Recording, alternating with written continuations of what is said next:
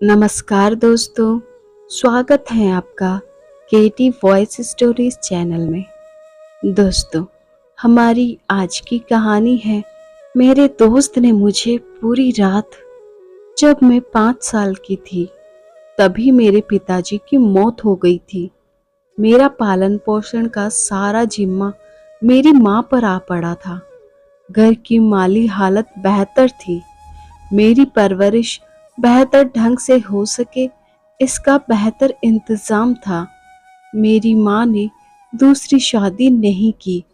वे मुझको खूब पढ़ा लिखा कर डॉक्टर बनाने का सपना देखने लगी। मेरे पड़ोस में एक लड़का रहता था, उसका नाम विशाल था। मैं और विशाल एक ही उम्र के थे। हम साथ साथ पढ़ने जाते और साथ में ही खेलते। इसी तरह समय बीतता गया। एक दिन माँ बोली, देखो बेटी, तुम्हारी प्राइमरी की पढ़ाई यहाँ हो चुकी है। तुम्हें आगे पढ़ना है तो शहर जाकर पढ़ाई करनी पड़ेगी। शहर भी पास में ही है। मैं विशाल के पापा से बात कर लूंगी। तुम दोनों साथ में जाना, पर मन लगाकर पढ़ना होगा, समझी? उन्होंने विशाल के पापा से बात कर ली और उन्होंने भी अपनी हामी भर दी। अब मैं और विशाल साथ साथ ऑटो रिक्शे से शहर पढ़ने जाने लगे। हम दोनों धीरे धीरे आपस में काफी घुल मिल गए थे। स्कूल से आकर हम दोनों अक्सर साथ साथ रहते थे।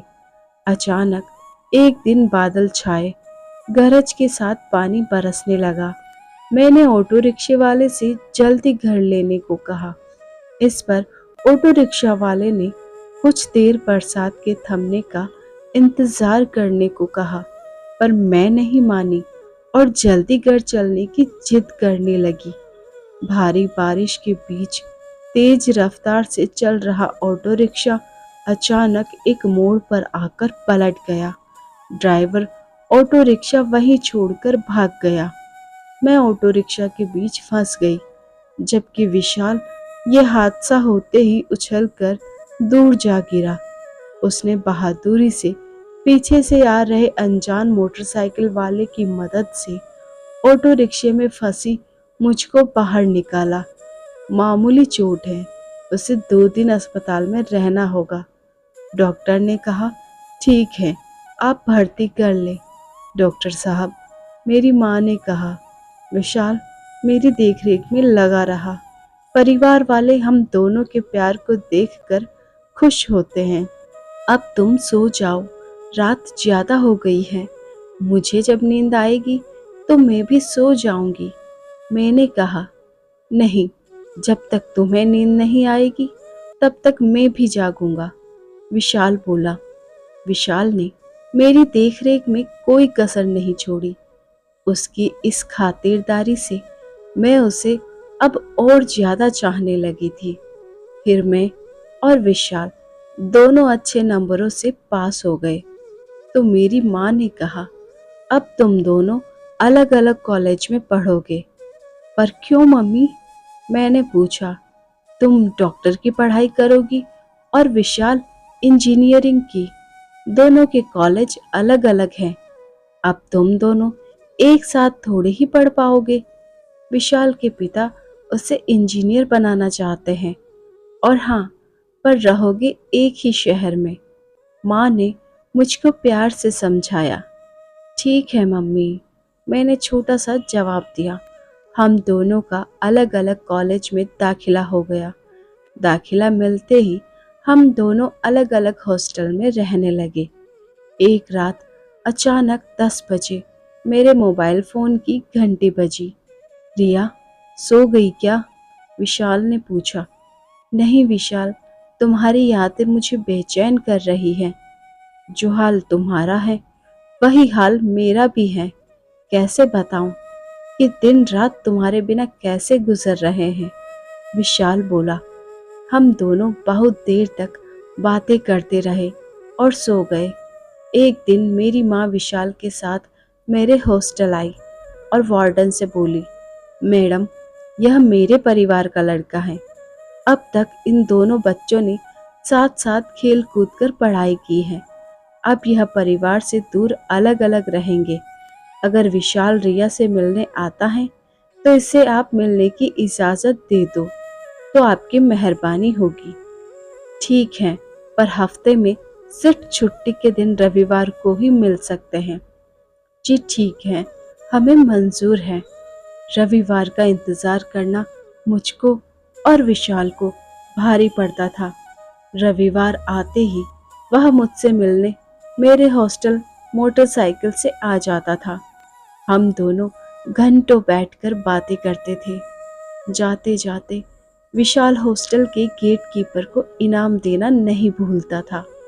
एक बार विशाल अपने दोस्त के साथ मुझसे मिलने आया और बोला, रिया, यह मेरा दोस्त अमर है। हम दोनों एक ही कमरे में रहते हैं। अच्छा, आप कहाँ के रहने वाले हैं? मैंने अमर से पूछा। जी, आपके गांव के पास ही। इस तरह विशाल ने अमर का परिचय कराकर उसकी खूब तारीफ की। अब तो अमर भी मुझसे मिलने विशाल के साथ आ जाता था। हम एक दूसरे से इतने घुल मिल गए जैसे बरसों की पहचान हो। समय का पहिया घूमा। मेरे एक तरफा प्यार में डूबा अमर मुझे पा लेने के सपने संजोने लगा। एग्जाम खत्म हो गए थे। हम अपने घर आ गए। एक दिन टीवी देखने के बहाने विशाल देर रात तक मेरे कमरे में रहा। ज्यादा रात होने पर मैंने कहा, तुम यहीं बाहर बरामदे में सो जाओ, मुझे अकेले में डर लगता है। विशाल बरामदे में अपना बिस्तर डालकर सोने की कोशिश करने लगा, पर आंखों में नींद कहाँ। वह तो मेरे प्यार के सपने बुनने लगा था। रात बीते जा रही थी। विशाल को अचानक अंदर से मेरे कराहने की आवाज आई। वह बिस्तर से उठ बैठा। दरवाजे के पास आकर जोर से दरवाजा खटखटाया। दरवाजा पहले से खुला था। वह अंदर आ गया। विशाल ने घबरा कर पूछा, क्या हुआ रिया? पेट में दर्द हो रहा है, मैंने कराहते हुए कहा।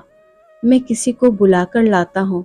सुनकर विशाल ने कहा, नहीं, किसी को बुलाकर मत लाओ, मैंने दवा खा ली है, ठीक हो जाऊंगी। किसी को भी परेशान करने की जरूरत नहीं है। तुम मेरे पास आकर बैठो, जरा मेरे पेट को सहलाओ, इससे शायद मुझे राहत मिले। विशाल मेरे पेट को सहलाने लगा। विशाल के हाथ की छुअन पाते ही मेरे मन में कुछ उभरने लगा। इधर विशाल भी आंख बंद करके पेट सहलाए जा रहा था। तभी मैंने विशाल का हाथ पकड़कर अपने सीने पर रख दिया। विशाल के हाथ रखते ही मैं गुलाब की तरह खिल उठी। जरा जोर से सहलाओ। मैं अब पूरी तरह बहक चुकी थी। मैंने एक झटके से विशाल को खींचकर अपने बगल में लेटा लिया और ऊपर से रजाई ढक ली और हम दोनों के बीच वह सब कुछ हो गया जिसकी हमने कल्पना भी नहीं की थी। उधर अमर को भी मेरी जुदाई तड़पा रही थी। जब उससे रहा नहीं गया तो वह विशाल से मिलने के बहाने हमारे गांव आ पहुंचा। विशाल ने उसकी खूब खातिरदारी की। वह मुझसे भी मिला। अमर ने मुझसे मेरा मोबाइल नंबर मांगा, पर मैंने बहाना बनाकर नहीं दिया, ना ही फोन पर बात करने को कहा। अमर भारी मन से लौट गया। धीरे धीरे पढ़ाई का आखिरी साल आ गया। अब मैं पूरी तरह जवान और खूबसूरत हो गई थी। जब मैं घर से बाहर निकलती तो कई मेरे दीवाने हो जाते। कॉलेज खुल चुके थे। हम दोनों अपने अपने हॉस्टल में पहुंच चुके थे। मेरे और विशाल के मिलने का सिलसिला परस्पर जारी रहा। यह बात अब अमर को भी पता चल गई थी। उसका दिल टूट गया।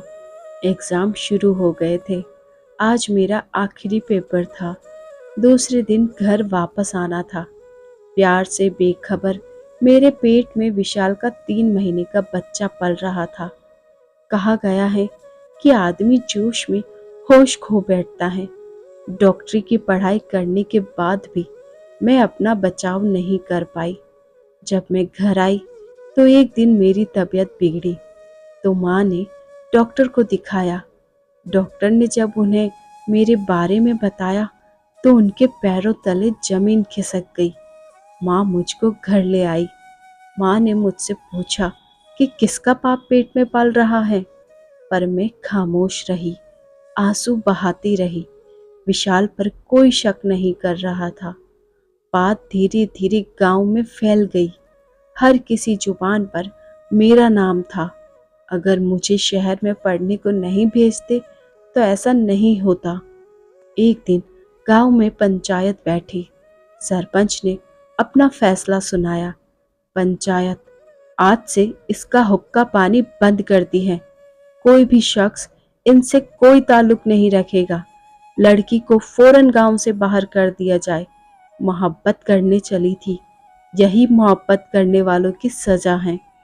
सरपंच का फैसला सुनकर मेरी माँ सहम गई। मेरे घर मायूसी पसरी थी। रात में सभी फिक्र में डूबे थे।